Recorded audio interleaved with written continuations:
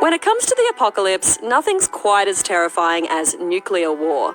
So, when the nuclear apocalypse comes, are we going to get blasted back into the Stone Age? Or can we use our heads and survive the end of days with the help of technology? Here in beautiful Colorado, one man is already thinking about the end of the world. Professor Brian Toon is an atmospheric scientist and an expert on nuclear winter. Brian, level with me. How likely is an all-out nuclear war, and should I be finding a bunker right now? You never know for sure, because that's one of the real terrifying things here, is that one person in the United States and one person in Russia could decide all by themselves to have a nuclear conflict. How many nukes are there around the world? Who has them? There are about 14,000 nuclear weapons in the world. More than 1,000 of them are held by Britain, France, India, Pakistan, Israel, and China. Each of those countries has 200 or 300. Then Russia and the United States have 90% of the missiles. So the lesson is everyone has nukes now. But what exactly happens when these bombs go off? If you're knocking over concrete buildings, you're going to blow people to pieces. So there's a range of going out from distance in which you die from the blast wave tearing you to pieces, the radiation burning you up, the light wave burning you or catching you on fire. What happens when day one, a week later, a year later, what are we looking at? Well, when a nuclear weapon explodes, it sends out a burst of light. It's like bringing a piece of the sun, which is nuclear explosions happening, down to the earth. And that burst of light catches everything around it on fire. That fire sends huge amounts of smoke into the stratosphere. But because it doesn't rain up there, it takes years for that smoke to clear, creating a nuclear winter. Blocks sunlight from reaching the ground, which of course makes it cool off. It gets cold at the ground. And people expect that about 90% of the global population will die from starvation because there won't be anything to eat. The more I thought about nuclear winter, the more terrified I became. I needed a plan to survive the nuclear apocalypse before the world went to hell. So where do you go when you want to get off the grid? Kansas. Here in the heartland of rural Kansas, one man is offering millionaire preppers a high-tech way to avoid the apocalypse. Welcome to the Survival Condo. This former Cold War missile silo is now a luxury bunker built for the super rich. Going off the grid no longer means giving up a lavish lifestyle. Think of it kind of like cribs in camo. From the outside, the security cameras, armored guard, and 8-ton steel doors are the only sign you're entering a top-secret facility. In fact, this place is so top secret, I can't even tell you where it is. I'm here to meet the man behind the condo, Larry Hall, who's going to give me a full tour. So Claire, those doors that we just came in through weigh 8 tons each. So they're 16,000 pounds. They're armored steel filled with concrete. So you definitely hear that safety bang when the door closes.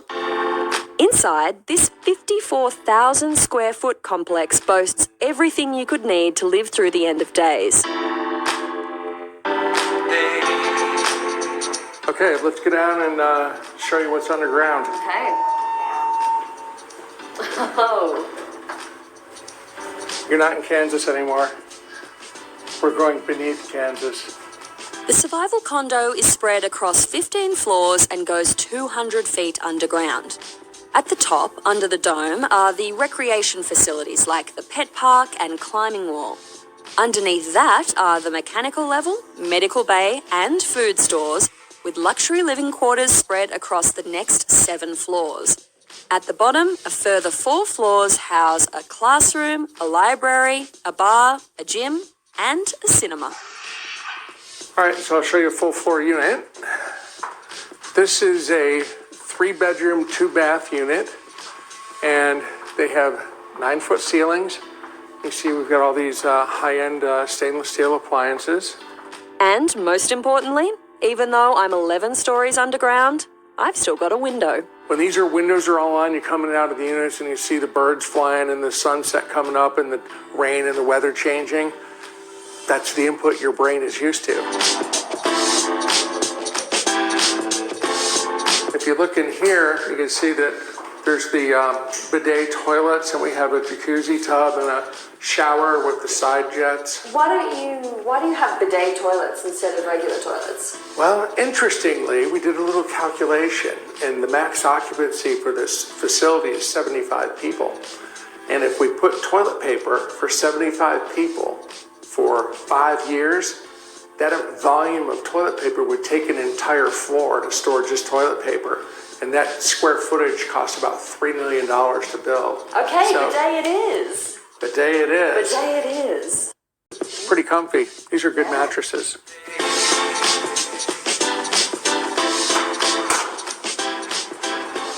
Welcome to the paradise of the beach. It's a saltwater pool. It's completely computer controlled. The pool is kept at 82 degrees.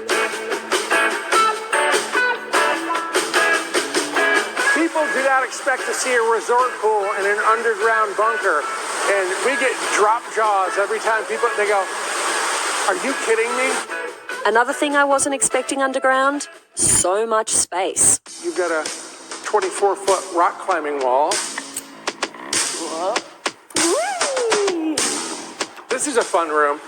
This is an indoor shooting range. You can come down here and shoot everything from handguns up to .308 caliber sniper rifles in here. So under proper supervision. Of course. So we have properly trained people. Theater and lounge level.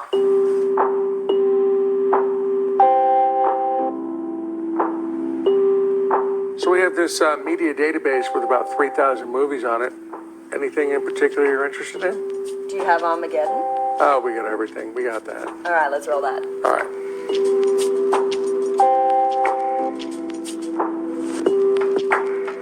But the apocalypse isn't all fun and games. There's a schoolroom in the bunker so kids from K through 12 can take self-guided lessons on brand new iMacs. And because this is the 21st century, there's no worries if the internet goes out. This whole facility has internet. And when you buy a unit here, one of the things that you fill out on your form are things that are of interest to you. And what we do is we put that into a device that is like a Google search engine. It goes out and it crawls over the internet and it downloads websites that have those keywords on them.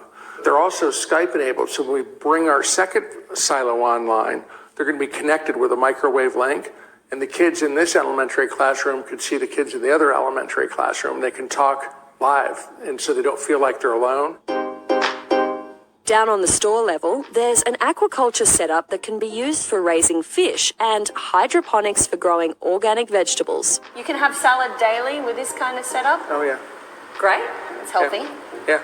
So we'll have tomatoes, onions, different kinds of lettuces, some kale, blueberries, strawberries, blackberries.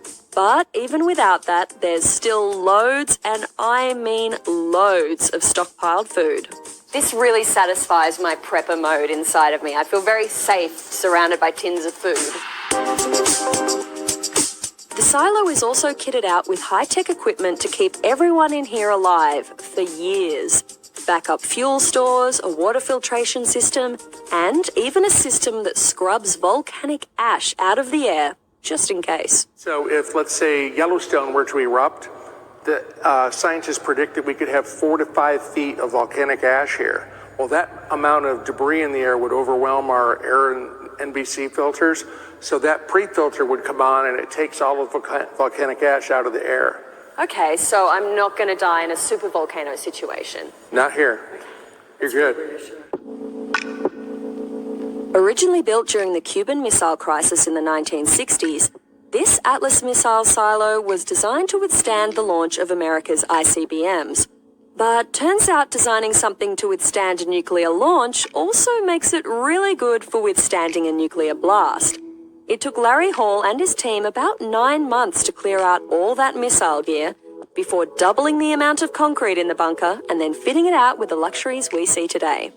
So this here is a 9-foot thick reinforced wall, reinforced with steel, and this was here when they built the original missile silo. What can you throw at it? It was engineered to withstand a 10-kiloton nuclear warhead detonated within a half mile.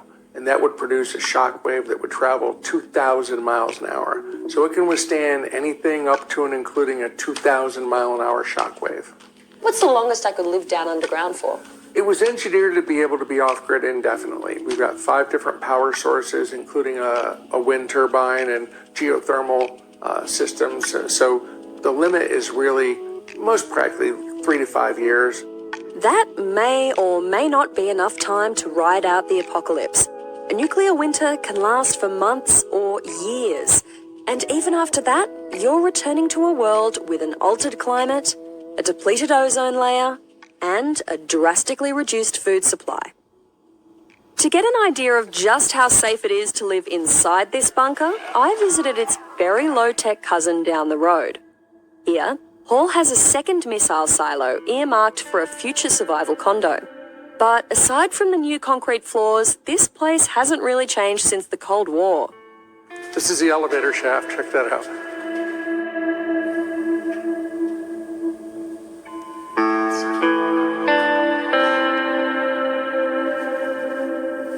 So this is upstairs in the launch control complex in the Atlas missile silo. And as you can see, this place is pretty much unchanged from the Cold War.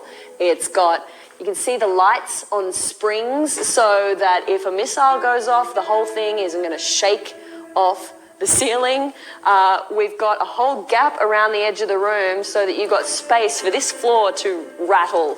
And right in the middle of the room, you can see this is the bathrooms where back in the day, you had the shift workers who could go into the bathroom here, and then they lived in these quarters behind me. So you had 3 shifts of people sleeping, resting, and then manning the controls downstairs.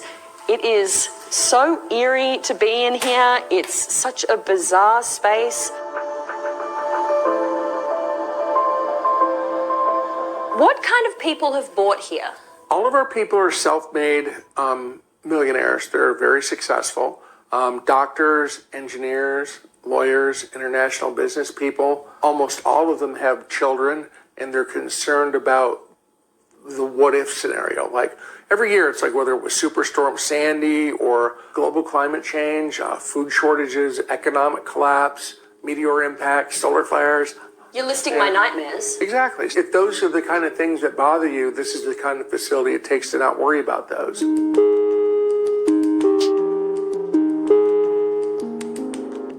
How much is it going to cost me? Well, the half-floor units start right around $1 million and go up to $1.5 million. And then we have a full-floor unit. You're going to spend anywhere between $2.5 and $3 million for a